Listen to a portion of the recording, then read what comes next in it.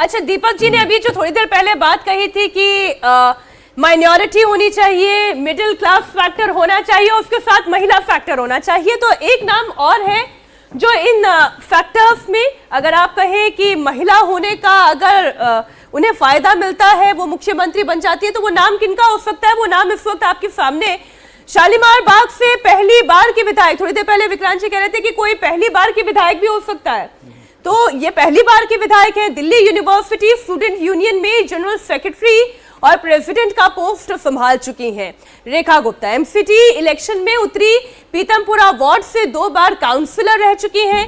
2022 में बीजेपी ने रेखा गुप्ता को दिल्ली मेयर का कैंडिडेट भी बनाया था। शालीमार बाग विधानसभा क्षेत्र से एक अच्छे मार्जिन से उन्होंने जीत भी हासिल की। 29,595 वोटों से उन्होंने ये जीत हासिल की। रेखा गुप्ता खुद अपनी दावेदारी पर, अपनी जीत पर क्या कहती हैं, आप सुने।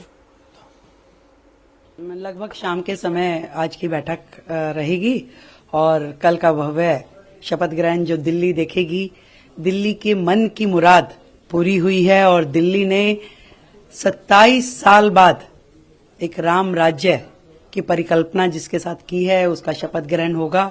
मुझे लगता है कि हर दिल्ली वासी उसको मन से आनंदित होकर देखने वाला है। मैम, हाईकमान से कुछ कम्युनिकेशन हो पाया आपका?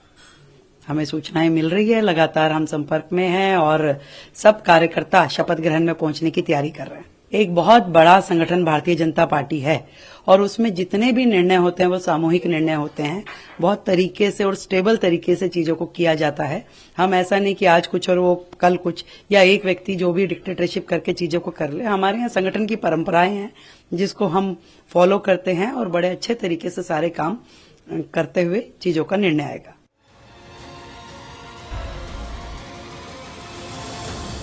तो क्या रेखा गुप्ता अगली नई मुख्यमंत्री दिल्ली की हो सकती हैं? उनकी क्या क्या मजबूत बातें हैं?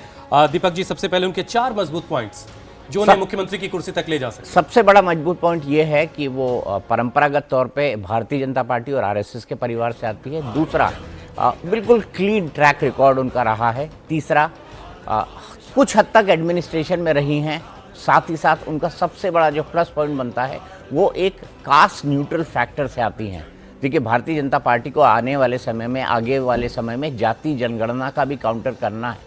तो अगर वो जाति के आधार पर दिल्ली का मुख्यमंत्री देती है तो उसका एक लार्जर नैरेटिव का क्या होगा? तो उसका तोड़ क्या है? उसका ये है कि कास्ट न्यूट्रल मुख्यमंत्री बनाया जाए। तो आप आधी आबादी से किसी को चुन लो, वहाँ पर रेखा गुप्ता सबसे ज़्यादा फिट बैठती हैं मेरे हिसाब से। और जो चौथी उनके बारे में बड़ी बात है वो ये है कि उन्होंने एक अच्छे मार्जिन के साथ चुनाव जीता है। लेकिन जो निगेटिव पॉइंट में ये है, पहली बार की विधायक है, एडमिनिस्ट्रेटिव अनुभव की उनके पास कमी है।